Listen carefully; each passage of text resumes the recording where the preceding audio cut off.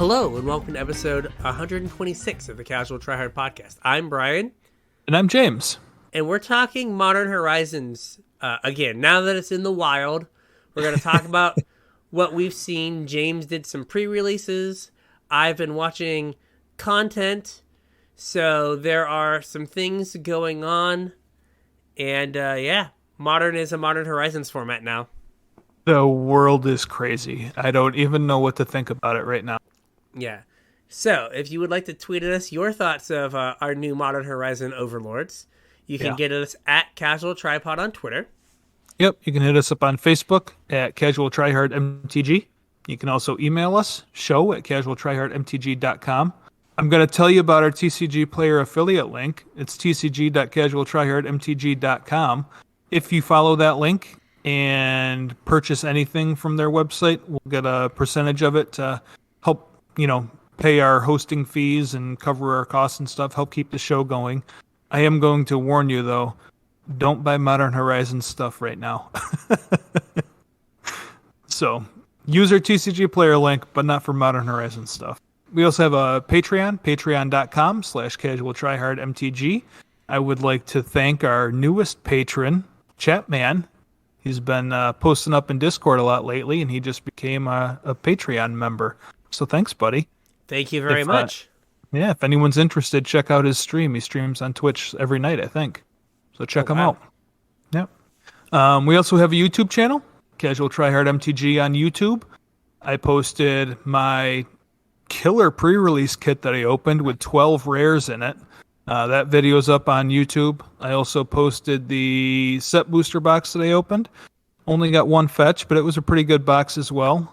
And as soon as I get my collector box in my hands, as much as I don't want to, I will crack that thing on video for you guys. So look forward to that probably this weekend, early next week. And don't forget about our Discord. There's a link in the description if you want to hop on in and chat with us, ask us questions. Today was supposed to be the first of our Learn to Play series. I kind of ran out of time, and that episode is going to take a lot of planning. Plus, there was a lot to talk about with Modern Horizons. So we're doing that episode right now. And then this week, I'm going to try and work on the that Learn to Play episode. But if you guys have any specifics that you want talked about, I know there was some limited discussion this weekend on the Discord. So we're going to incorporate a little bit of limited stuff with the Learn to Play, especially since I think that's going to be the main way people play, like when we get back into stores. I'm not sure how, we were talking about this a little bit, in the pre-show. I'm not sure how many standard events are actually going to be firing. Be like limited, pioneer, modern. Might skip over standard a little bit. Yeah, I was thinking of like all the formats to like get into. Like if you can like foster a pioneer scene, like it seems like it is the cheapest, perhaps. Yeah. And it seems like reasonably healthy. Yeah, I mean, no one's paying attention to it right now too much. Which usually means it's pretty good. Yeah, which is usually a good thing, which means you get to like play a deck that you might want to play. But we were saying the pre-show, I can't imagine being like, go skip your next mortgage payment to buy a modern deck. Like that just doesn't seem like good life advice. Right. But if there's anything else that you guys want us to talk about in our Learn to Play series, or advice that you wish you had when you were, just starting to play in a store, let me know. We'll include it in the series. And part of my plan with this is not only to help all you guys out, but I'd also like to kind of promote this series to local game stores to help kind of regrow the Magic scene. If somebody comes in and they've only ever played on Arena, I'd like for those people to have a place to go to learn, so it's a little bit less daunting to show up at, an FNM and play. At least they know what to expect. Yeah. All right, so I'm going to do a quick aside here. I was going to talk about this in the pre-show, but it feeds into like the Learn to Play series and whatnot. So, did you see? You didn't, because you're a decent human being. The Twitter kerfuffle about splitting. No. So, some guy, I don't remember who it was, tweets and was like, my opponent asked me, I don't know what the event was, asked me to split. And I said no. And he was like, come on, man, I was like, it's 11 o'clock. I got to drive home an hour. And I was like, you should have made better life choices and didn't split. Oh, wow. And then I won. God, I miss paper magic so much. And I was like, you're an awful person. Like, there are people like defending him. And I was like, look, if it's a PTQ and like you really need like you think you're going to win and you need the invite and the prize money. But like if you're like at a pre-release or whatever, like. Which if that was posted this weekend, I'm sure it was at probably, a pre-release. Like, just split. Like, yeah. That is like the one of the things that like our store has at times had a very strong anti-split, very competitive mindset. Mm-hmm. Yeah. And like when it's like 11 o'clock on a Thursday, right, and you got to work in the morning. Yeah, and like people are like, you know, it's like top 4, and it's just like, look, can we all just take like our 6-packs and like $20 in store credit and just be happy? And there's this one person like, no, I want to stay. And it's just like, like, I guess I could concede to my opponent and get like a pack. Right. But like, it's like we're here to have fun. And like, I don't know what the difference between like first and second or like what the split was, but like, if it was even semi-reasonable, just like be a decent person and be like, hey, like I'm out. Yeah. Like, cool, we can do this. And as much as this guy got the dunk on that he's like, yeah, I won. Years ago, back at the old store, there was someone who came in from out of town, and there was a From the Vault Angels on the line, and or something, and I was like, dude, you just want to? Everyone tried to split, and he just like refused to split. Yeah. And then I like embarrassed him and future generations of his family. Like I was just locked in. I was like, I'm going to grind you to dust. And like, I'm sure he could have like hopped on Twitter before that final round and been like, yeah, didn't split, what a loser. And then like the follow-up tweet of like, got O2'd and lost my will to play Magic, like is not a good follow-up tweet to that. So is for every tweet that's like, yeah, I didn't split, I'm such a badass. There's like this the tweet that's like, didn't split, got clowned. Really wish I would have taken my prize support. It's like, come on, like be like a decent person. Like just be cool. That kind of leads me to another aside. Sorry. That's fine. We don't have a ton of actual content for this episode, so these asides are okay. We got to use the new tournament software. Okay. It was actually really good. Good. Yeah. So there is a back end that the TO uses. Okay. I mean, obviously it's different than Whir, but it's like has the functionality, so they can still do whatever they got to do on the back end. Okay. It's not just on the phones. But yeah, you report right on your phone. It pushes pairings to your phone. It seemed pretty slick.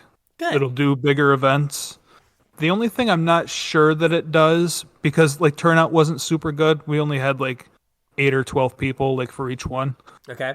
I'm not sure if it'll do like a cut to top.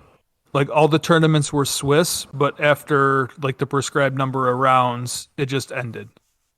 Oh, it wouldn't like It just like ranked everybody. So I'm not sure if there's like an actual, bracket after Swiss or like if that's an option or if they just don't have that option. Yeah. I mean, it's not hard to do, but it's not hard to do, and since there aren't like planeswalker points, right? It's not like those matches count for anything. So I guess the TO can just be like, "Hey, the 8 of you, you were 1, you were 8, you play." Yeah.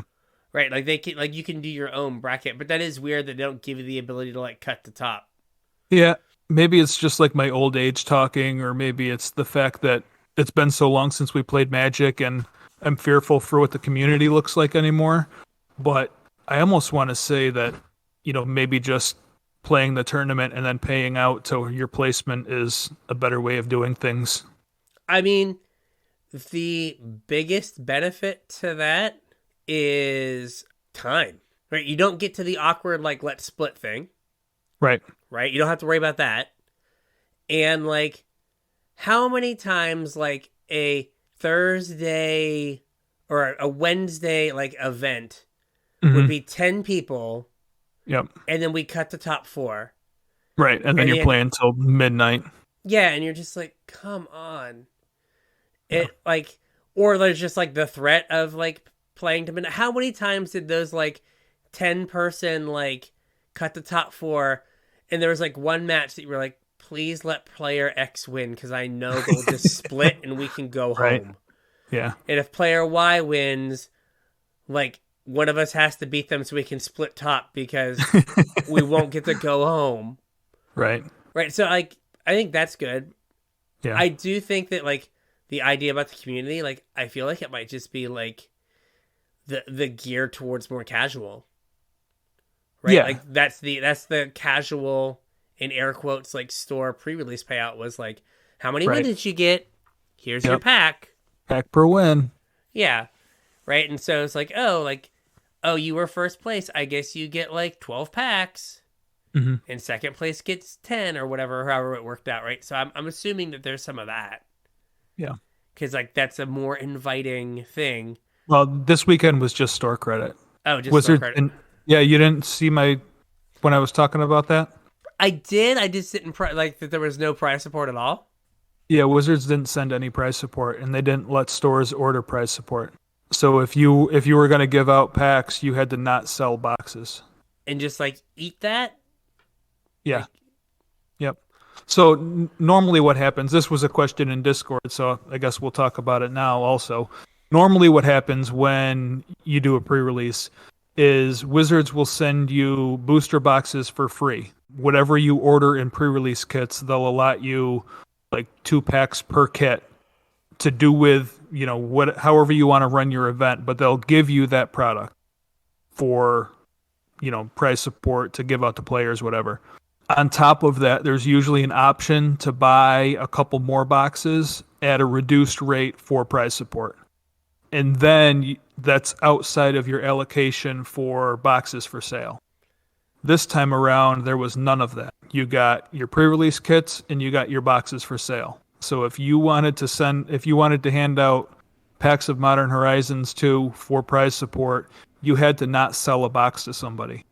And the allocation was, I think Anthony said he got like 10 or 15% of what he ordered in set booster boxes. So he would have had to not hand somebody a box to hand out prize support. I'm just letting like it wash over me that he got 10 to 15% of what he ordered. Like that's just like you didn't put in an order. They just randomly picked a number and gave you that many. Like that's not even, why did you even bother to order? If you order 100 boxes and they send you 10, do they also like send Mark Rosewater to spit on you? Like, I think he got no sense. I think he said he got 23 boxes, which is what he sold for pre-orders. Yeah, but that's just okay. Follow up. How many boxes are in a case? 4, I think. If he got 23 boxes, did like his supplier open a case and just take out 3 boxes? Yeah, I mean that happens. Okay. Did not know that was a thing. Yeah. All right. Wow. Okay. But that just seems like, why is Wizards even bothering to like let people place orders if they're going to send if they're going to cut your order by 90%? Well, they roll. It's not that they just cut it, but they stagger the rollout. So Fair. he got 15% or whatever this week. He'll get another 20% next week, and then 30% the week at. Like they stagger it over a couple weeks. It should eventually show up. Yeah, whatever you order, you will get. Okay. And that's separate from like when I talk about a wave, like a print wave. That's separate from the next wave coming in. Yeah. So this is all the same print run. Yeah, the product has to come off of allocation before they'll do another print wave. Gotcha. And it won't come off of allocation until stores have had their fill, I guess. Okay. So we've talked all this printing and stuff. So let's talk about the craziest thing you've ever seen, which is the prices of all of these pieces of cardboard. I don't even know what to think. I legitimately don't know what to think about this whole thing. I have never seen prices like this. I've never seen demand like this. I'm baffled. Okay. So on Saturday, Goldfish came out with their EV article. For people that don't know what that is, EV is estimated value. It's an approximation. Expected value, right? Expected value, yeah. It's an approximation of like the dollar amount of singles contained in a box of sealed product. It's not always super accurate because if you get like, depending on the set, if you get one or two good hits, you could greatly exceed it. If you only get one hit, you could like drastically miss it. It's just kind of an average of dollar value. I'm trying to think of a good like example of that. Like some sets have, was it Core 19? Like all of the mythics were like $30-$40 and then nothing else was worth anything. Yeah. So if you didn't get good mythics, like your box was just garbage. I was going to say like, and another reason that sometimes they're not accurate, I don't know how it is in this set because I didn't look at the article, but for the last set where they were trying to figure out EV, there's not clear numbers on like how many full arts there are per pack. Yeah. Or how many of the special printing. So like it's harder for them to estimate that like, oh, if it's one in every 3 packs has a full art, that changes the EV versus if it's one in every 6 packs. I think that's a little bit easier with this set because they did give us a breakdown. Okay. For like set boxes and collector boxes, we did actually get a breakdown, which makes it easier. Okay. Yeah. But there's also more variants, so it makes the swings wilder. Like you can have a pack, a set booster with 4 rares, I believe, in it, or mythics. Yeah. And then your next pack could have a diamond lion in it as your only rare and like be worth nothing. You know what I mean? Oof. Like you could literally have a single set booster, 3 fetch lands in it, and then your next pack have absolute fire ice. Yeah. Which so like I think we said this last time we talked about EV. EV is good if you're going to open 100 boxes. EV is almost meaningless if you're going to open 1 or a pack. Yeah, or a pack. It's absolutely meaningless if you're going to open a pack. A box you have more packs, so it gets closer, but basically it's the more products you open, the closer you get to the EV because you level out your swings. Like, oh, I opened a $700 pack. A box, and then I open a $400 box, like you're at $550. Like it kind of leveled itself out, and eventually you'll get to whatever the EV is. But so anyway, so the EVs on these boxes are crazy, right? Yeah, the way that this set rolled out is kind of strange, also, which factors into all of this. I promise. So just follow along. If you're not a WPN premium store, so if you're just a regular local game store, you only got set boxes this weekend.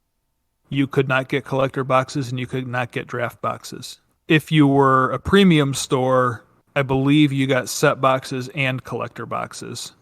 And then next week, all stores should have everything. Okay. That's important because that kind of skews these numbers a little bit.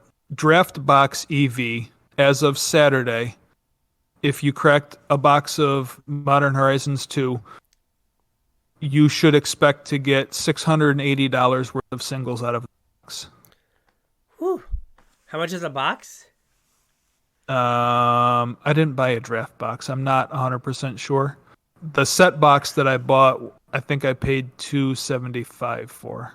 And the EV on a set box right now on Saturday was $900. Stonks. $900 worth of cards out of a set box. So that's how I should have put Gavin through college on Saturday. I should have just been opening, turning $200 into $900. Well, it's only $300, but yeah. 300. Yes. What was that? 275. It was 275, 275. Yeah. and then it's 900. Right. Yeah. So 275, 900 minus 275 is like, okay, 6.25. Yeah. Yeah. I guess if I take the Star City rake, I get like 400. But still, okay. Yeah. So now what is the draft box at? Draft box today, I just checked it right before we started recording. Draft box is still sitting at $461 EV. What is the opposite of stonks? Because that's a big fall. I mean, sure, it's a big fall, but it's still twice your money as Fair. you paid for the box. Fair. And same thing with a set box. Set boxes today are $691. So your EV dropped $200, but you're still at least double what you paid for your set box. Yeah. Which is pretty insane. Yes. And you said you figured out where like the difference was? Yeah, I didn't go through the whole set because I only had a little bit of time before we started recording here. But I did look at some of the cards, and from what I could tell, the cards that moved the most are the fetch lands. So I don't think any of or much of the drop that you're seeing in this EV is from like actual, new to modern cards. I think it's basically the fetch lands. I know Arid Mesa and Marsh Flats, like the two worst fetches, are under $20 right now. Which is crazy. And, like, this set hasn't even released yet. They're way more common than people thought they were going to. Yeah. But, I mean, they were pre-ordering for $30 or $40. Yeah, which so is they've lost like half their value or more. Yeah, which is like pre-orders for these kind of sets are like super dangerous. Like standard sets, sometimes you can like make a bet and be like, "Oh, I think this card's going to go up." We've played that game. But we like have. in these kind of sets, it's super hard because like you don't know what's going to be good because of like the power level and like how it just blows up the format. Well, I mean, Wizards hasn't been super consistent with their power level lately either. True. We'll talk about that here in a second. Yeah. And then it also just is, right, like you can just be wildly wrong. I think most everything has gone down from its pre-order price, like pretty substantially. Yeah. So, yeah, like I couldn't imagine, we were talking about Ragavan before the show, like they were pre-ordering for $100. For a regular one. For a regular Ragavan was $100. Yeah. Like, what are you doing? People really wanted the monkey. It's like, dude, I know it's a souped up jackal pup, but calm down. Yep. You can get this effect from Savannah Lion. Savannah effect doesn't make, or Savannah Lion doesn't draw you a card and make mana though. Fair. But Savannah Lion lets you buy groceries. It's does. A trade-off. The monkey takes your grocery money. He takes your lunch money for like a week and a half. That's right. So, okay. Now you have the collector box EV. Yeah. And like this is a crazy number, though I don't know how much collector boxes cost, but this is a crazy number. Yeah, so on Saturday, the EV for a collector box was $1,280, which means you crack 12 packs in your collector box, and you're looking at right about $100 a pack. Today, right before the show, it had dropped to $1,133. Still a substantial amount. I'm seeing these boxes, I think they were selling right about $400 a box. Whew. There's a speculation that these boxes are going to be worth significantly more than that. Normally, these collector boosters are kind of a one-and-done deal. Maybe a couple more will trickle in, like if stores didn't take their allocation, but they don't go back to print. So I'm assuming all stores are taking their allocation at these sorts of numbers. You'd be silly not to. I don't know what the sealed prices are going to do on these things. Yeah, and there's like so many desirable cards with like, the pimp treatments that people are going to want. Yeah, if I could get away with not opening my box and sticking it on a shelf and not doing a box opening video, I probably would. But I already made some promises, so look at what he does for the people. Look at it. Yeah. So nice. Yeah. So I mean, I've heard predictions of these collector boxes being, $1,000 or more than a couple months. whew. Yeah. See, this is just insane times for like Magic in terms of prices. This is not sustainable. Like, this is where we've talked about, like, just, if a pack is $9, the EV on a pack trends to be $9. Well, slightly less. Yeah, but like it trends to that. Yeah. Right? Like if the EV on a pack starts at $30, right, you are pretty sure it's going to end up at $9 or a little under $9. Yeah. As time goes on. Mm-hmm. And like, but these are so far above like reasonable. Well, there's such a huge disparity, like massive, massive, massive. So the thing that I have in here in my show notes, and Brian thought it was really funny in the pre-show, so I'm gonna read it off to you guys. But if you can take $300 bills and turn them into $900 bills, like that's what you do. So if you're gonna buy, a set booster box for $300 and open it and now have $900 once you give those cards back, that's a no-brainer. So all of these finance guys and all of the local game stores, if they can take hopefully less than $300 if they're buying in bulk or wholesaler, and turn them into piles of $900 bills, that's what they're going to do. They're not going to sell you the boxes. Yeah. So especially while they're on allocation and like being dribbled out into the market, there's no incentive for stores to sell boxes to customers.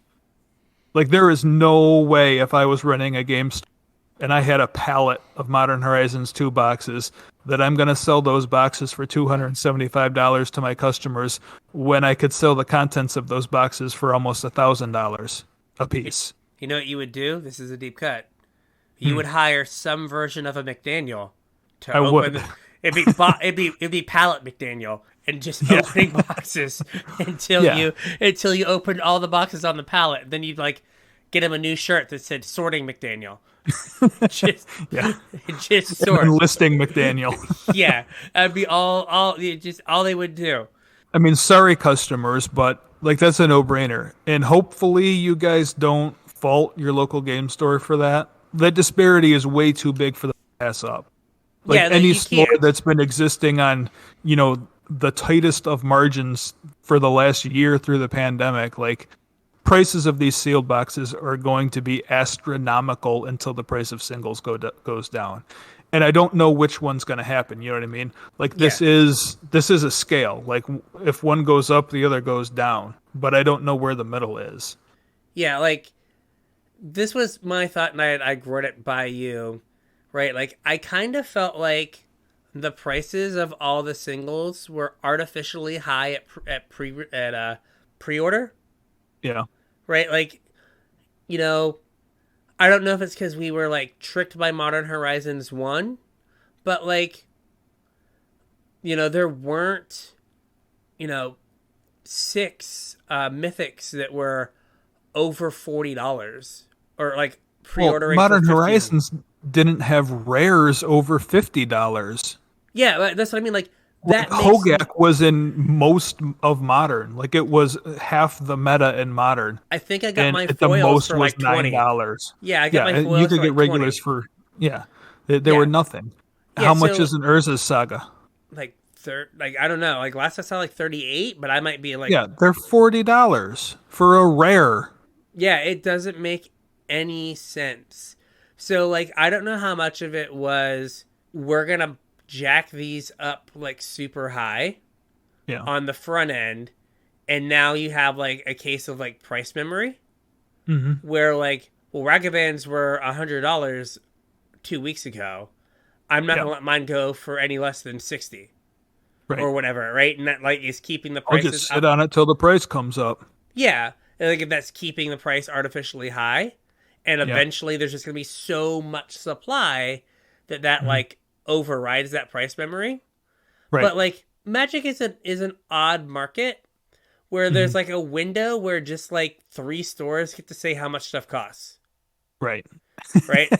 And like, Well, two stores because Channel Fireball's not in the singles game anymore. yeah, but like, so like, Star City and like what, Card Kingdom, like get to say like, hey, this card cost TCG. TCG, but like this card costs this much. Cool. And then like, I don't know how many they sell in the pre-order phase, but it's not like the market, like most people don't buy during pre-orders. So it's not like the Um, market's have moving you a lot. ever paid super close attention during pre-orders? I know they do move. Yeah, normally what they'll do is depending on the rarity of the and now you have to worry about treatments too because like in this vein you can think of treatments as rarity as well. Yeah. But for each like version of a card, I guess, they'll put a certain number up and the ones that are harder to get it'll be a lower number, easier to get it'll be a high number. Like they might put 30 copies of a regular Urza Saga up for sale, but maybe only 10 sketch copies. And oftentimes they won't even put up foils Yeah, most of the times they don't put up foils. because like those are too hard to like know what you're gonna get. Yeah. And then like once they sell through those pre-orders, then they'll like revisit the price and Yeah. see like how quick it took to move and either like adjust it up or down from. Yeah, but like starting everything at like $50 and like, Yeah. modern players maybe are crazy that they just are like, oh, cool, 4 griefs at $50. We're in. Like the cards like that, you're also competing against the Jund players that are used to just throwing their wallet at a problem. Yeah, yeah. Oh, it's got black in it. Okay, Yeah. cool. I guess I have to own it. Cool. I can play that next to Lily. That's got to be $100, right? Yeah, but it's just crazy that the prices are this high, Yeah. and like it's not sustainable. Right. Hopefully, I don't know. like I don't know where it's going to end up because obviously from the price of the singles there is a huge demand for this product. Otherwise the singles wouldn't be selling for what they are. And like ultimately that's where these numbers come. People are buying these cards for these numbers. Yes. And because people are actually buying these cards, there's no incentive for the prices to go lower yet. Yeah. Which means that there's tons of incentive, like I said, at least doubling your money, if not tripling, to just crack boxes, which means that like that's a whole lot of incentive to not sell boxes. Like I don't know where the equilibrium come where, if you get the price of a set box up to $500 and the singles price, comes down from an EV of 900 to like 525 or 475. Like, is that where things even out? Yeah, where you then I have start no selling, idea. where you start selling the boxes for 500 because you don't have to put in the work. You spend more money in labor. Yeah. Like it depends $75. where people are going to put their money though. Yeah, like are they just going to keep buying Are you willing singles? are you willing to buy a $500 set box? Set boxes seem like the worst to buy in terms of like just buying sealed product. Oh, I don't know. Well, what I mean is like when you have a draft box, right? Yeah. Part of like you've talked before, like part of the allure yeah. of a draft box is you can play a version of the game with a draft box. Well, arguably it's a version of the game that will never exist otherwise. If you just have a set box, you you can't draft it. You have better cards contained in that box. Yeah. But you don't have the ability to play a game. It's the fact that you have better cards worth more than the ability to play the game. And I guess like that depends on how good the limited format is, which from what you've said and from what I've heard, really good. It's really good. Yeah. It's really good. So like, it's weird because like you can say, hey, draft booster boxes, you get the game experience. Mm-hmm. Set booster boxes, you get, the EV, and then collector booster like is where you have like the most premium cards. Right. So like, which do you want? Like, which do you think is gonna hold like more value long term? Yeah. But yeah, hopefully like cards come down to like a more reasonable price point. Yeah. Because like if you wanna build a deck in Modern, I forget who I was watching. It was something like they said like 80, like some huge number of decks. I don't want to throw out a number, but some Mhm. huge number of decks had at least 4 Modern Horizons 2 cards in them in the last Magic Online deck dump. Really? Yeah. I mean, it's not Like, surprising. We're going to talk about some of them in a minute here, but it's not surprising at all. yeah. So I think the recommendation is like wait on singles. And if you can get Yeah. sealed product, maybe. But If you like can don't get buy sealed singles. product, jump on it. I don't want to like speak for local game stores, and I don't want to, rile up a bunch of people with pitchforks either, but if I owned a game store, I would not be selling this stuff. Yeah, no, like you said, There's it's just no just reason to. It's silly to sell boxes to customers for these prices based yeah. on what's inside of them.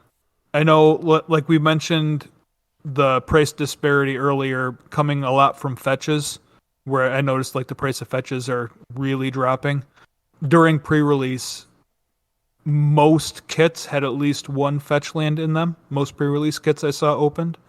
I can only think off the top of my head of like 4 that did not. And I saw pre-release kits get opened 4 fetch lands in them. So Woo. I think the fetches are going to be like way more common than people had assumed they were going to be, especially when there's 3 different treatments and each of them have foiling. Yeah, so there's like 6 different versions of the fetch lands. Yeah.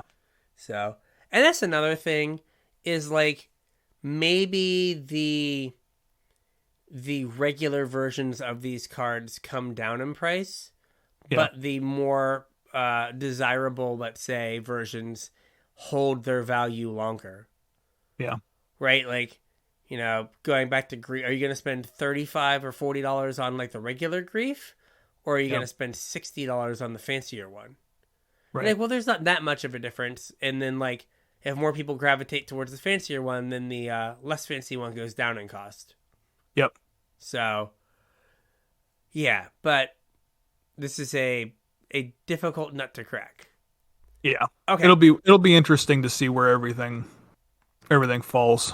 so we wanted to check back in with the new format, and we said we didn't think we missed the Hogak last week, and we missed the Hogak. Oh yeah, totally, And totally missed the Hogak. and I like messaged James and I said we forgot to talk about Urza's Saga, and he was like, "Oh, we'll get it next week." I'm like, "It's the Hogak." Yeah. So Oops. every deck that can play Urza's Saga is playing it to do any number of things.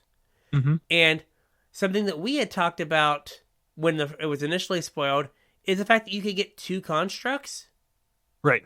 from it. And people are like, oh, wow, a land that makes 2 threats is really good. You don't say. And I was like, yeah, we told you.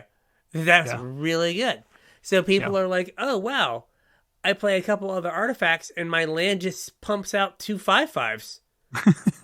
And I Sure can't does. lose. Oh, wow.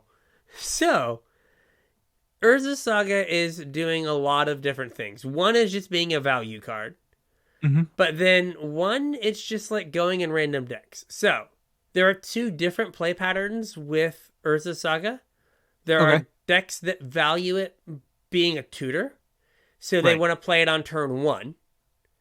And then there are decks that value it for the value it can make from the constructs. And those decks typically want to play it on turn 2 or later. To make That way they sure can make 2. that way they can make 2. Yeah. So, first, it gets map in Tron. It sure does. So it's just another way. It's like, and it's turn 3, right? It goes off on turn 3? Yeah. Uh-huh. So Yep, and it goes right into play. It's another way that you can guarantee, well, it's turn 4 Tron, right? Because you Right. don't Yeah. you have to like crack the map. But Right. you like now have like 4 ways that you get like turn 3 Tron, and then Mhm. 4 more ways that you get turn 4 Tron. And that's Yeah. all Tron's ever wanted. Right. Right? Is like, oh, I'm gonna like get the Ulamog someone on turn 4. Excellent. Yep. Thank you. So it's doing that as a tutor. Amulet Titan. Mm-hmm. All right, Amulet Titan is a deck that has green cards, basically only green cards in it, and it's like, Yep. yo, 4 lands that make colorless mana and go away when I need to get to prime time. Yes, I'm in. please. So apparently, when you have your an amulet guaranteed, like on turn 3, if you have an Urza Saga.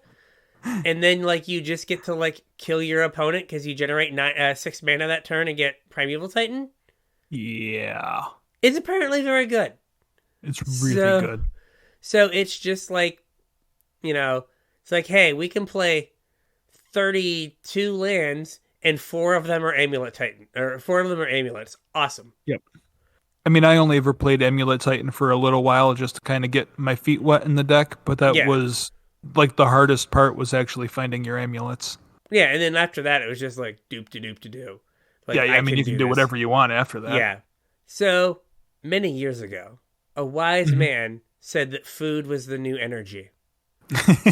Who was that? Yeah, I don't know. You should be a Patreon on their podcast. They're very smart. Yeah. At least he is. So apparently now we're playing busted food decks in Modern. Yeah, I tried tuning into Twitch a couple different times this weekend to catch some footage of this mythical food deck, and I have yet to find any. I've seen some. You know what they do? They're bringing back Feasting Troll Kings for free. Yeah, they are. The deck plays like all cards from the last 2 years. It's like Eldraine and like Asmore. Yeah. And that's it. It's just Eldraine and Asmore. Yep. And it's just like, yo, I'm going to make all the foods. Mm-hmm. And it's like, cool. Oh, they play, what's that other guy? Some of from Kaladesh. From Kaladesh. Yeah, the... Oval Chase Daredevil. Yeah. Daredevil. Yep. When you sack an artifact, you bring it back to your hand or something? Or when an artifact comes into play, you bring it back to your hand? Yeah. It's a 4/2? Yep. Yeah. Garbage uncommon, like not really playable, but this deck it seems to work. There was a brief and glorious phase where we were playing Bartered Cow. Okay, I didn't see that one. Yeah, you remember what Bartered Cow does, right? I do, yeah. So you discard it with the cookbook and you get 2 food. Yep. So yeah, but you really need to have your oven or your cookbook. And Urza Saga gets your oven or your cookbook. It does. Hammer Time, the meme deck that became a real boy. I mean, it's like even realer now. Yeah, the thing you want most in that deck is the hammer. And, how much does that hammer cost? Uno. Oh, cool. So you can get that with Urza Saga too. Yeah. And like it lets you play like some garbage 2-drop to put it on. Mm-hmm. You're just like, I don't know, Pure Steel Paladin. Cool. Equip. Attack. Yep. Did it. Yep. In Affinity? Like, and now when I say Affinity, I'm so talking... we have actual Affinity now. Honest to God, the word Affinity. So when I wrote this out, I meant like all of the affinities. But yeah, we have actual Affinity now. Yeah, but it gets like every card you want in that deck. Yeah, it gets every card in Hardened Scales also. Yes. It doesn't get you the Arcbound. Well, the actual scales. Well, right, but it gets you all the dudes though. Yeah, it gets you everything else. So, aside real quick. So remember how we were all like, why the hell did you get rid of Mox Opal? What did Mox Opal ever do? Mox Opal was banned 6 months early because of this deck. Probably. How ridiculous would like your turns be if you were like Artifact Land, Mox Opal, Ornithopter, I guess I'll tap one and play a Frogmite and then just play 3 more Frogmites. A year ago. Like, I mean, you got the new Frogmite too. yeah, like the deck's just like, and you have the new cranial plating Yep. that has living weapon. Well, seems That thing reasonable. is so annoying. Seems reasonable. Yeah, so, yeah, it just like, it gets everything in that deck. Hmm. If you're a monster who hates everything, it gets the entire Lantern control deck. You want Lantern? Got you. You You want got like it. a Go Color spell? Got you. Codex Shredder, Got you. Pixis. Yeah. Do you think we're making up card names right now? No, we're not. These cards were all put in a deck, and it was good. Somebody was streaming it this weekend, right? Probably. Like, ugh. Um, Ugh. I heard rumblings. Like somebody that wouldn't typically be on was streaming Yeah. for there's So- a Saga over the weekend. Yeah, so, like, and, it has, like, a secret mode, again, in Affinity and Lantern Control. So we're just talking about it tutoring. But it's also a land that, in Affinity, makes an 8/8. Right. It makes a 2-mana 8/8. And then Yep. it makes another 2-mana 9/9, and then goes and gets you something else and makes that a 10/10.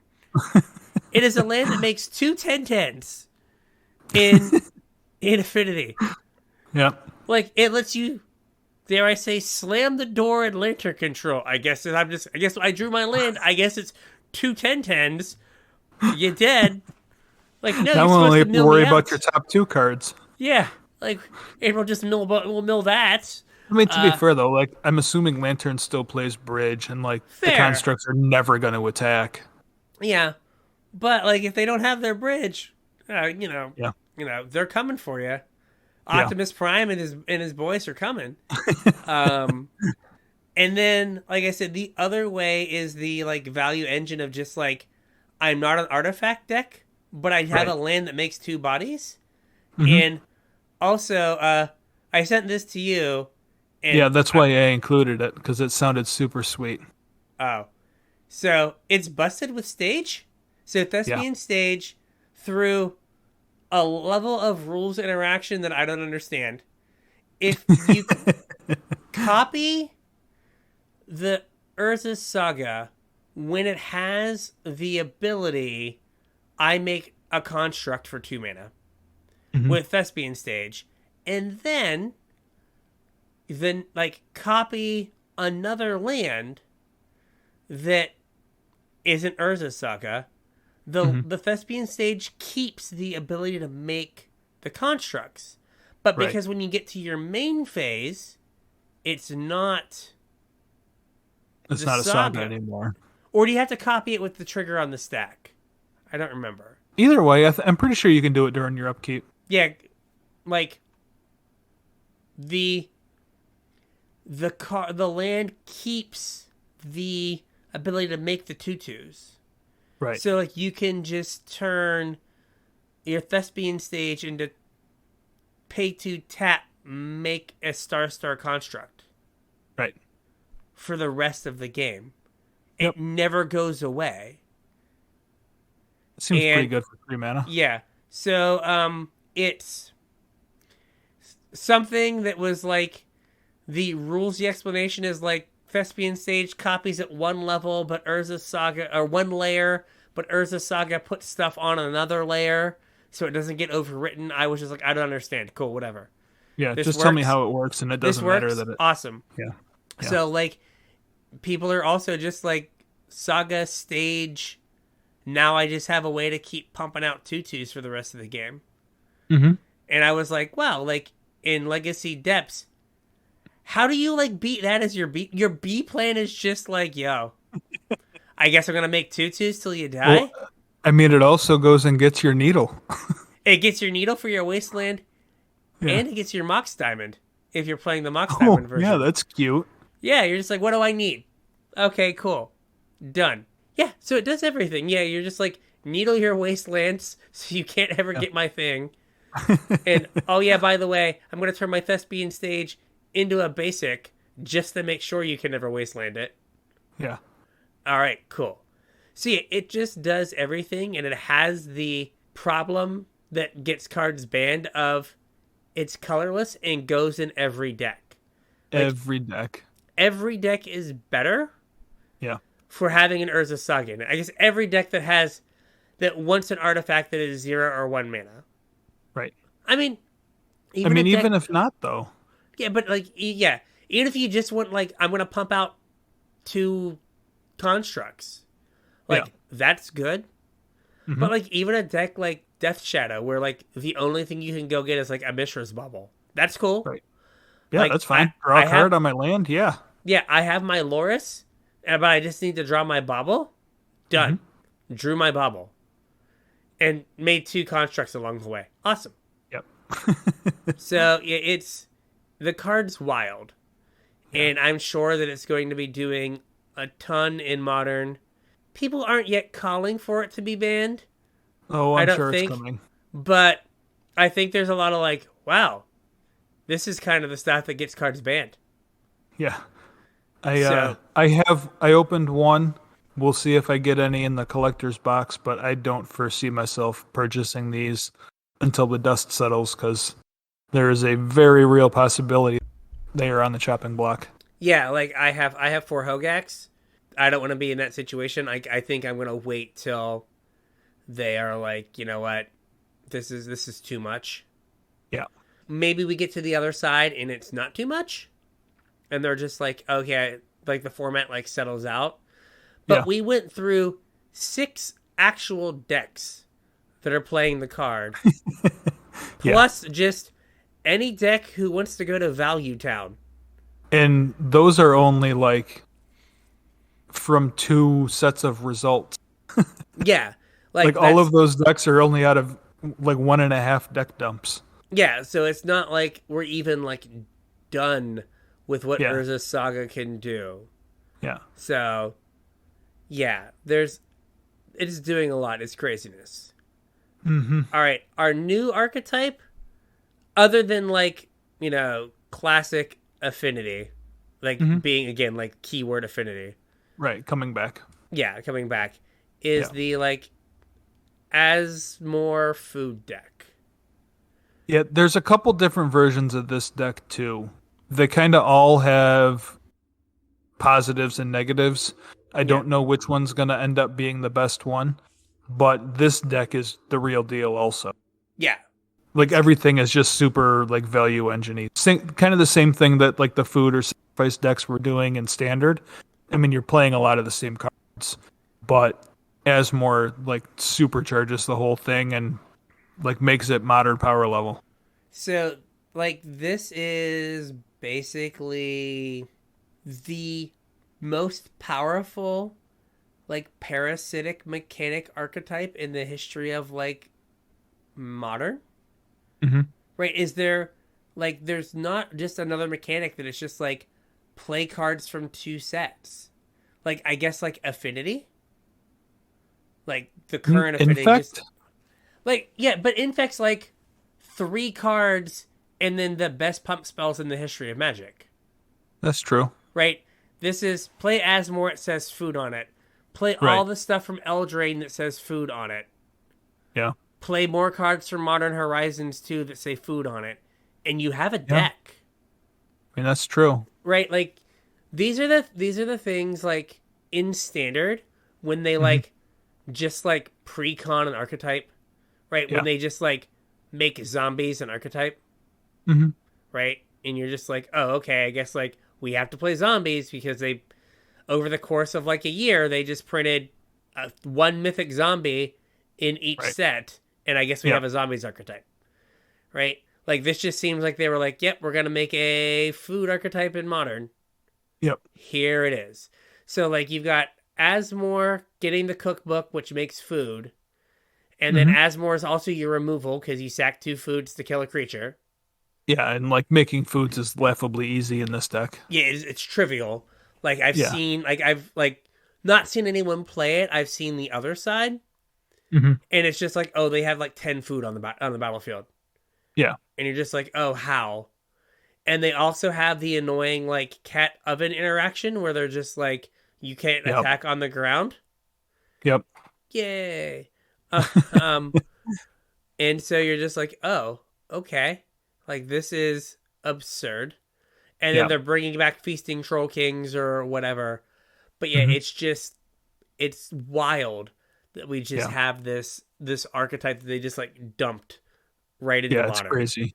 It's crazy. Right. The Like, I joy. thought the card was cool. Like when it was spoiled, I thought it was Yeah. cool. Yeah, you're like, what's it gonna I do? And you're like, oh, it's yeah. gonna be like a tier 1 archetype from the jump. Like, that's just wild. Right? Feasting Troll King. Yeah, no, I wonder how many foils of those, because like at no point in my life was I like, yo, dog, Feasting Yeah. Troll King is gonna be a 4 of in a modern deck. No, no. I mean, it has the hallmarks of like, oh, it does something for free, but there Right. was never a way to make like enough Food. food. Oh, I Yeah. do have a foil. I Oh have a foil my. also. Oh my. Oh man. Kids are gonna eat maybe. Wow. Use it for shingles. Use it for shingles, yeah. That's that's roof money there, baby.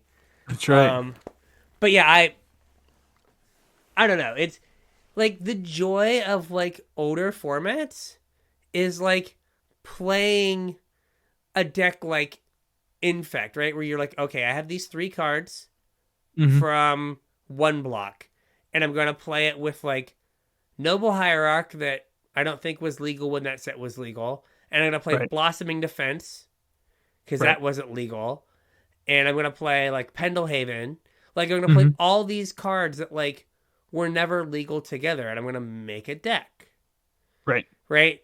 But for them to just be like, yo, just go grab like your commons and uncommons from Throne and like a rare, and Yeah. then just grab all the cards that say food Yeah. from Modern Horizons, and something will shake out. It's just Well, weird. I mean, like what's crazy is that stuff is still standard legal.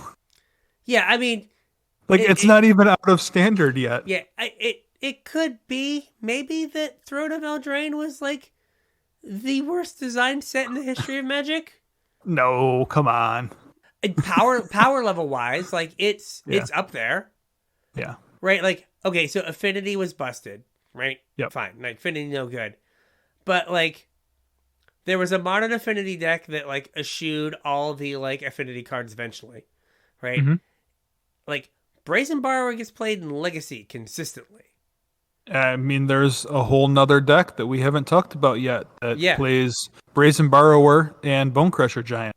yeah, and it's not in Standard. Right. It's in Modern. It's like in Modern. like this set is like absurd. Yeah. So we were kind of excited, right? We're like, oh, cool, they like made Enchantress. Hmm. The downside of like making Enchantress or like putting Reanimator in is like it feels like forced almost. Right? Like Yep. you lose that like natural thing that these formats were supposed to be, which is the like collection of this Yeah. like mismatch of cards from across 15 years Hmm. when it's just like, no, you need these 8 cards. Right. And oh, you didn't have a good reanimation target, so we made one for you. And you're just like, oh, so I have to buy literally just these packs, and I get basically this deck. Indeed, you do. Please give us your money. Excellent. So yeah, I don't know. It's weird that like this is a tier 1 deck in like a week, Hmm. right? Like not a deck. Dust off your witches ovens. Got a deck. Like the thing that's crazy to me is there are like sub archetypes in this food deck. Yeah. And like there's all reasons to be in each one. Like when the dust settles, what does that mean?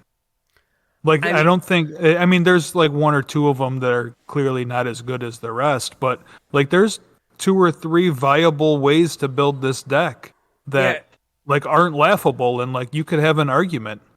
I think that And there's like the they're not the same deck either. yeah, I mean, I think that there is the argument that it kind of turns into Tron versus Eldrazi Tron, It right? could When be. like where like both decks like hang around and Hmm. one will be slightly better than the other when like the situations arise. so you could see like going back and forth in those archetypes. But yeah, it's like wild for a deck that never existed though. Yeah, for that to have happened, it's crazy. And it's crazy. I mean, okay, here again, the content people crave. Yeah. Let's just do a quick Scryfall search. Okay. Right. How many Scryfall is currently offline for maintenance. Uh-oh. Scryfall. You gotta make me go to Gatherer? Because I just wanted to see how many cards have the word food on them. Right? Like how many cards are we working with here? 36. 36. So there are 36 cards with the word food on them. Yep. And like one of them is like, oh god, what is it called? The one in the green 1/3. Oh, one of them is from Unstable. Okay. So 35. And then one of them is like unplayable, like common. Yeah. One of them is from Commander. Okay. So like we're only dealing with like very few cards. Yeah.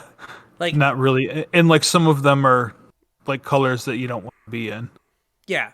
I mean, and one's Oko that's banned. Okay. So like there might only be 28 cards that are like you could even remotely think about playing. Yeah. And we've got 2 or 3 different versions of a deck that has 28 possible cards. Yeah. Right? Like how does that work? I don't know, man. I mean, it seems funny like this set they wanted to like do stuff with like tokens. Yeah. Right? But like they could have just as easily decided that, you know what's going to be awesome?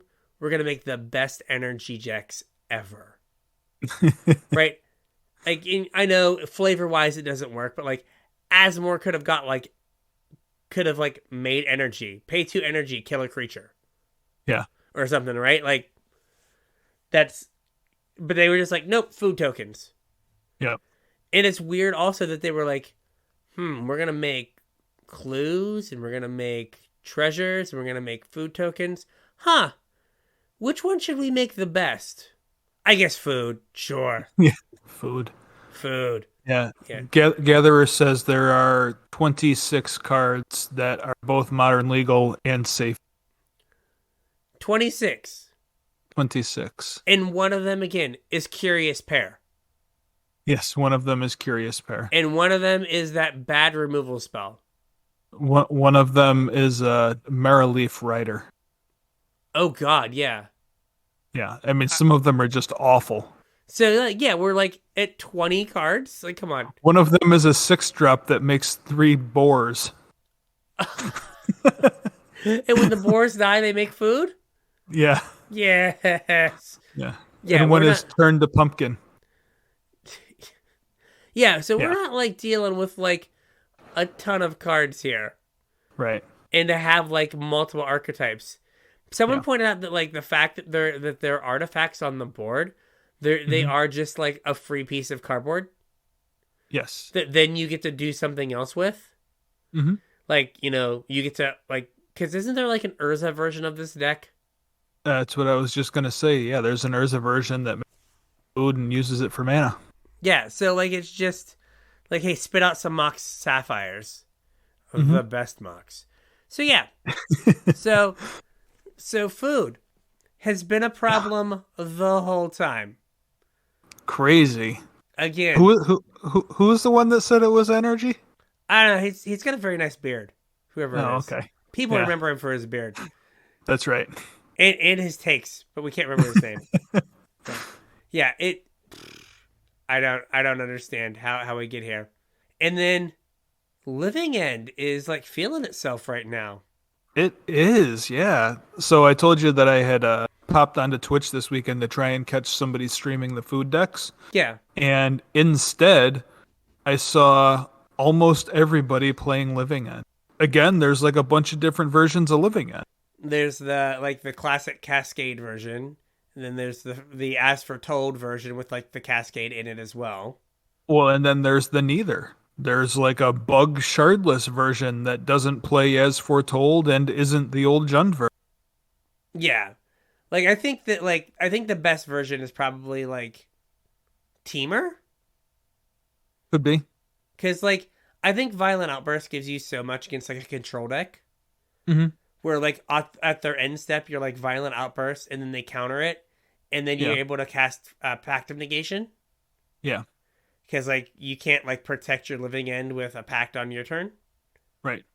So like I think that's just, and they can't pact you back because Hmm. it's their turn. So I Right. think like Teamer is probably the best. Hmm. But yeah, there's like a bunch of different ways to build this deck. Yep. Now, And it seems solid, like yeah, from what I saw. and it's doing a lot of the stuff that we had talked about. Like it gets to play the blue cyclers Yep. that are just like good cards when they're in the on the battlefield. Yep. Like And they pitch the force. yeah, they get the force.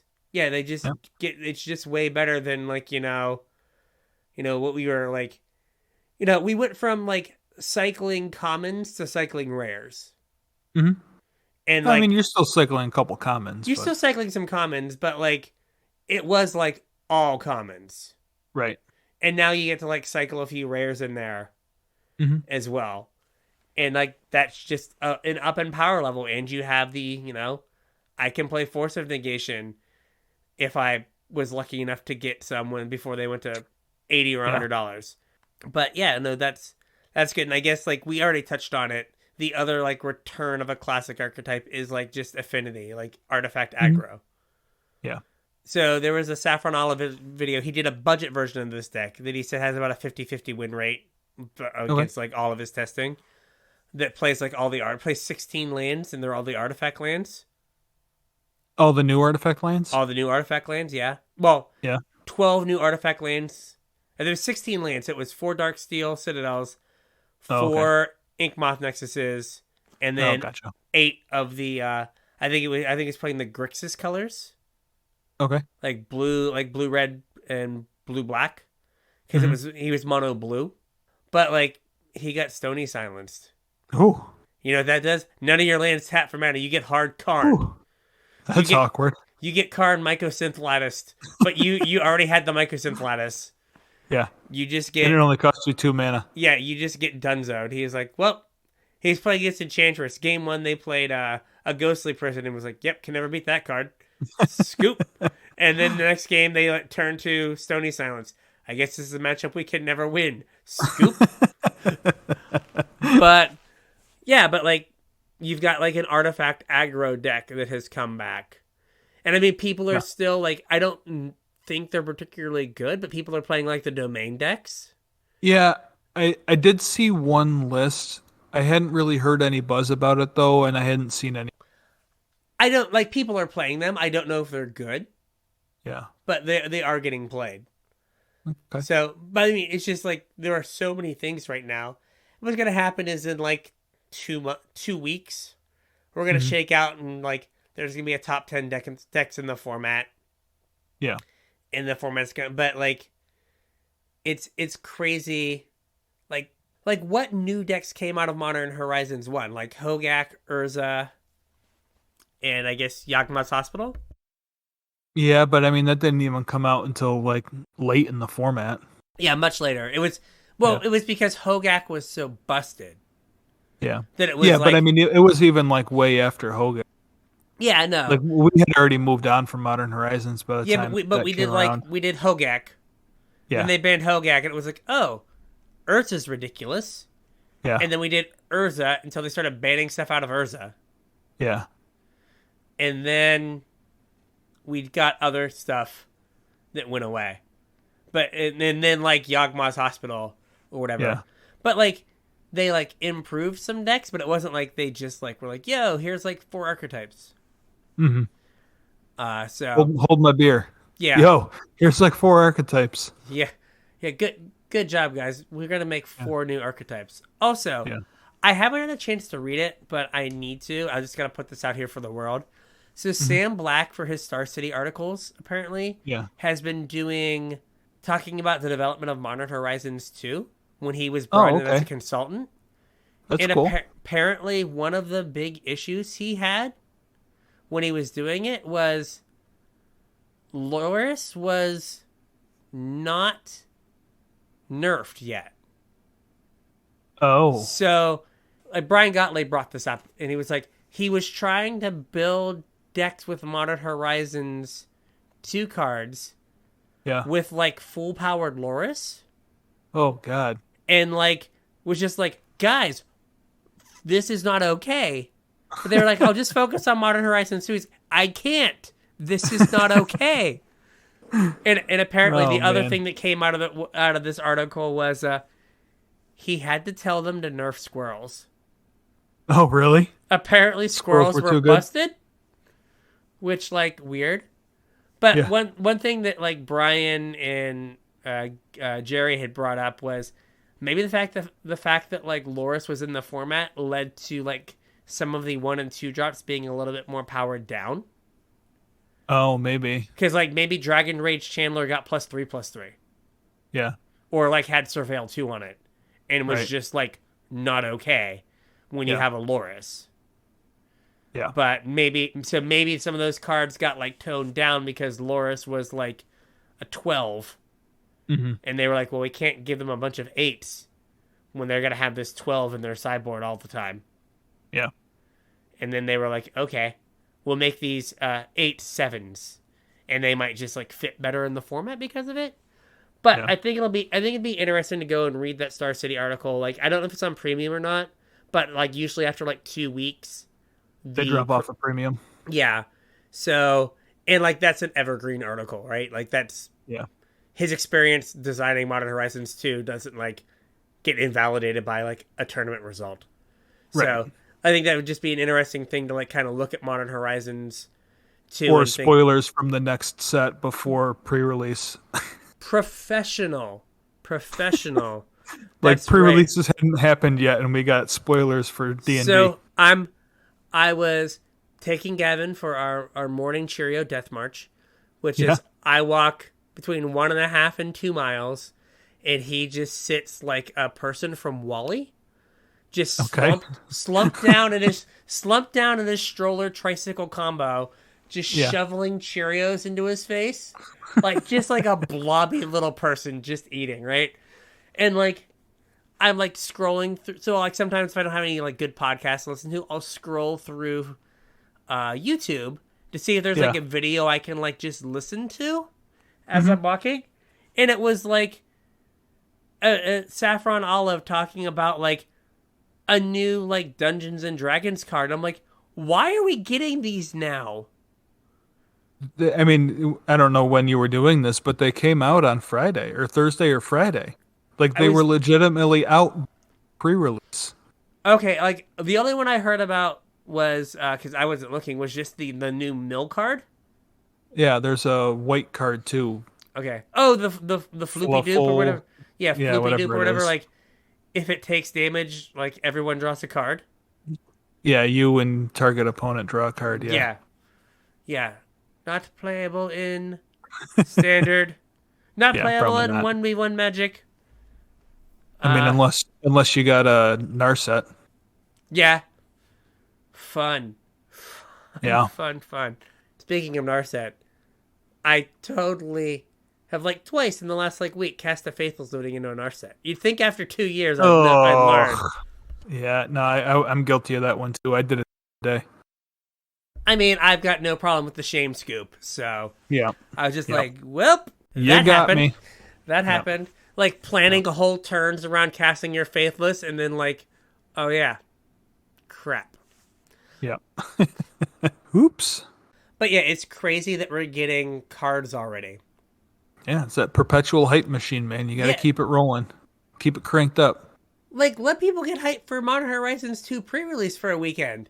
Like, is the like thought process like, oh, when I'm talking about the new set, while they're pre-release for the pre-release. Yeah, we want them talking about the next set after they've already spent money on this set.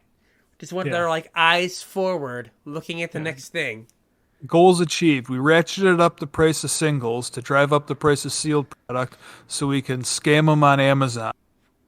Yeah. But now we got to use the hype to get them excited for D&D so they do the same thing next time. Yeah.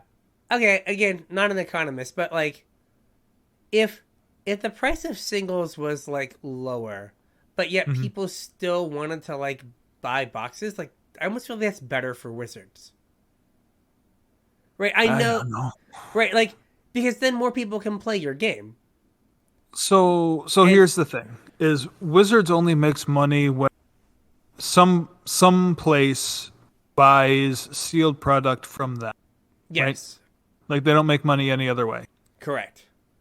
So is it beneficial for them to super hype up a set, cause an artificial scarcity, get people to FOMO in the week after, and then just make more sets that do that? I Because know. that's what we've done. Yeah, Is so far this year we've got 2 sets that we wouldn't normally have gotten, and we're getting an extra set this fall. So we got 3 extra sets this year. what's the extra set in the fall? They're split in Innistrad into Okay, 2 sets. I was just making sure there wasn't another one. Yeah, no. Yeah, yeah. No, I mean So you might be right. we've It got might. 3 extra sets, which gives us 7 sets this year, which is a set every other month. Yeah, it's a set every like 7 weeks. Yeah. Yeah. Or So I mean, somebody has to be looking at their and seeing that, oh, we can use FOMO to our advantage. Let's ratchet up the secret layers. The only way they can get them is if they pre-order. They got to get them then. That's how to get them on FOMO. And then if we do, more set releases instead of longer times between them and, milk each set release, if we just do more set releases every and we'll throttle back product to not give it to them all at first. yeah, Make an artificial scarcity, make them FOMO in, dump all their money, and then just get them on the next set. yeah. Like somebody has to be running those numbers, and obviously it's working. Yeah. That's what. So speaking of FOMO and Yeah. secret layers, so did you see what they are doing with mechanically unique cards? I heard. So what they're doing is they've just come out and said like, hey, secret layers are going to have mechanically unique cards. Get used to it. Yeah. But what we're going to do is there's going to be a 6-month exclusivity window Mhm. where you can only get these cards from secret layers. Yeah. And then we will put them on the list Right. as a magic alternative Mhm. that So like it's not going to have like the same name and artwork Yeah. as the secret lair. but like they're the same card. So like if like I don't know 11 is just like the Right. most busted card in history, you Mhm. can't play like 11 and then like whatever the magic would be like the magic card would be like Red and 11. yeah run an 11 or like or like Sage of the 11s or whatever, right? Yeah. Like those cards you couldn't play 8. Yeah.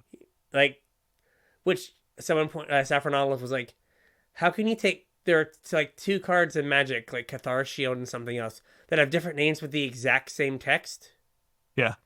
but you can play 8 of those. But you're Right. not going to be able to play like 4 of your secret layer and then 4 of the Magic version that have different names. Yeah. It's crazy. But And yeah, also, like putting them on the list doesn't fix the problem. not at all. Like it doesn't do a thing because Yeah. like list Like cards you are like buy one. you buy an entire booster box and get 4 or Yeah, you get like 4, and then that's not enough to like actually move any numbers. right. So like, again, like I'm still gonna keep playing Depths, and if like they print some like busted like Depths secret layer card, Yeah. where you're just like, ugh. So apparently they printed Sylvan Scrying at 1 mana, but it's Looks like I got to get that. yeah, but it's I don't know, summon the Velociraptor, and it's just like Chris Pratt like doing the thing where he like gets them all to stop. Right? Yeah. And like, well, I guess I have to play four of these, Yeah. or like wait for the list version. But like, what if there's like a tournament? What if there's a paper tournament and you need paper cards for it. And you're like, well, I guess I have to buy this. Yeah. Well, Well, and crap. so that's like a whole nother thing, though, is because list cards aren't foil. Yeah, like you couldn't get a foil of it, so you'd Yeah. have to use So, that one. yep. Yeah, yeah. It's not like a reasonable fix, but they are like they are definitely trying to use like the FOMO thing where like, oh, you want to get a Magic version, but you have to be like 6 months out, Right. right? So like if this card would like if this card ends up being like a top tier card, which Yeah. I don't know if they know how to not like how to judge that anymore. Supposedly they were going to be commander focused, though, right? Like, didn't they say that they couldn't go into details, but they were going to specifically reference like something having to do with commander?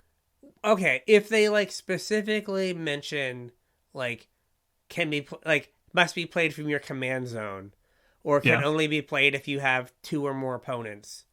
Yeah. Okay. Fine. Right? But I give you Golos and Hogak and Yeah. The I other myriad. the other Nexus myriad of Fate. Nexus of Fate. I'm convinced that the ultimatums were commander Yeah. cards, and Yep. like two of them just like have like rendered like the arena formats unfun. Mm-hmm. Like no, like I don't believe them that they can be like this is a commander card. Well, what I think happens is they're like this is a commander card, and then someone goes like I don't know if it's powerful enough, and they just knock 2 mana off of it. And then it's like, oh, this is an everywhere card now. Yeah. Right? This is an everywhere card. I have Goloses in a stack because they were played in Legacy. Mm-hmm. They're played in Vintage. Fun commander card. So Vintage stacks. Plays yeah. Golos. So if they were like, if it's like can only be played from your command zone or something, fine. Yeah. But like even like the stupid like Lotus thing, Mm-hmm. it like has had its day in the sun Yeah. in Legacy. Was it with Doubling Cube? Yeah. Yeah, because it makes the mana like usable. Yeah, it makes 3 mana usable. Now, Yep. like, I don't think it actually did anything, but like, Yeah. it's cute.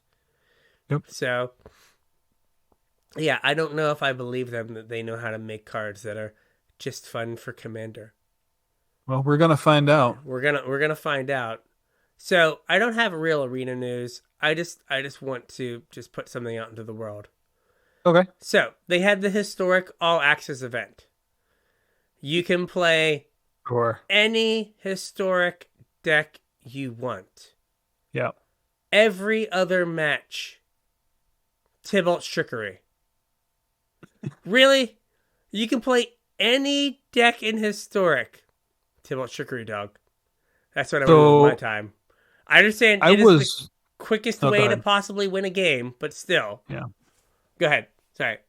I was actually really excited for this event because there was like right off the top of my head like 4 decks that I wanted to play that I like haven't gotten around to deciding where I'm going to allocate my wild cards for because I can't build. Yeah. So I was really excited. I was looking forward to this because I could, see what the decks were about, test them out, and then, possibly try and like allocate some wild cards afterwards. Forgetting that like the one time they allow us to have God accounts pre-release weekend. Yeah. Oops. Come on, Wizards. Yeah. For real? That does not seem like it was the best planning. Yeah. Well, I mean, it wouldn't surprise me if they did it on purpose. Yeah, I mean, another thing, I feel like I've been on Arena more recently than I had been. Mm-hmm. Have they just stopped doing the like free gold and free gems in the store? Like I can't remember one this season at all. No, there was a couple of them. Okay, I don't know if I just don't remember them or like I missed them. The last couple seasons, I think they've come out pretty close to set release. Like the set will come out, yeah. And then they And just then go they'll put away. a couple of them out. Yeah, and then they don't do them. Because like the only reason I check the store is to see if it's like gold or gems, Yeah. and I'm constantly disappointed. Yeah, they did do a couple. Actually, I think they did one last week. Okay, I must have missed that one then. Yeah. Okay, so with that, I think we have a show. Yeah, I think we got a show. I'm gonna go dig through all my Eldraine cards and sell all the ones that say food on them, and then Well, you think that deck's going to get banned too? no, but like I don't know, is it like just peak food time? Like Daddy's gonna buy a roof. Like, come on, That's true. shingle that three with thing with a stupid cauldron familiars. Hot shingles in Brian's neighborhood. Yeah, really. Sounds like you're just very itchy and painful. So, if you would like to talk about what you're playing with Modern Horizons 2 cards, you can get us on Twitter at CasualTryPod. Yep, you can also hit us up on Facebook at CasualTryHardMTG, or you can drop us an email, show@CasualTryHardMTG.com. Don't forget about our TCG Player affiliate link. If you are going to buy anything, make sure you use that link. It'll really help us out. However, I would not be buying Modern Horizons stuff. I'm going to be keeping an eye on the prices, so check out our Discord. I'll probably post up there once I start to see things normalize a little bit. So stay tuned for that. The link to Discord is in the description. It's also on all of our social. If you can't get in, shoot one of us a message and we can send you a link to get in. That's not a big deal. Also, if you want to support us a little bit more directly, you can do so at patreon.com/casualtryhardmtg. Patrons get early access to show notes. They get to listen to us during our pre-show rambling, where we just kind of talk about whatever necessarily magic related as well. Also, on my to-do list is the next round of Patreon givebacks, so those should be rolling out really soon. I do want to give another shout out to Chatman for hooking us up, becoming our newest Patreon. Thanks, buddy. If you're looking for streamed magic, make sure you check his streams out. And catch you at FNM. We will catch you at FNM.